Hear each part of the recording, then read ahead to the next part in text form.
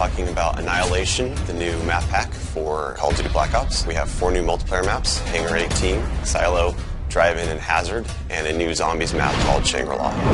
Hangar 18 is based in the highly controversial Area 51, and it has a lot of Easter eggs that play up the conspiracy theory aspect. Hangar 18 is a medium-sized map. It has a pretty classic multiplayer gameplay structure. All the paths lead through and around the hangar. It kind of caters for all game types. You've got your close quarters going through the hangar. You've also got some sniper points as well. Strategically, you want to hold down the hangar. You can work with your teammates to really control the 4 main flow points, then you're going to dominate the map. Silo is based on a Russian underground nuclear missile silo construction site. It's probably one of the largest maps in the entire game. Silo favors players who take their time because there's a lot of flank routes and a lot of interconnecting paths. So players who are smart and use decoys and pay attention to the mini-map are going to be more successful. You can't really stick around in one place for too long because you're going to get shot from multiple angles. You really need to learn how to play the map, how the paths flow, and you need to stay on the move.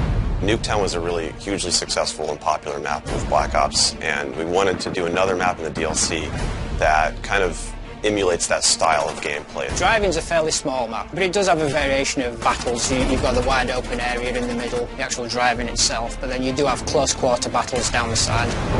So Hazard was inspired by one of our World at War maps called Cliffside, but it's a complete reimagining of it.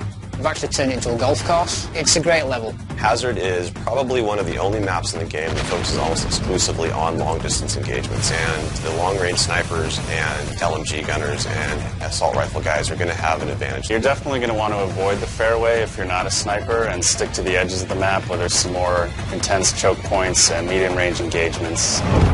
The story in Shangri-La is shrouded in mystery. I love to leave it up to the fans to derive their own ideas from it and also discover the facts that we put in there. I hope they really get the sense that we've taken this to just a whole nother level with the new weapons, the new environment, the new ways of getting around the map and things like that. There's a lot of holding areas, escape hatches, and things that let you get out at the last minute, which is a contrast to Call of the Dead, where it was a very wide open map. This is a much tighter map. Don't hold out too long. If things look like they're getting rough, get out of there.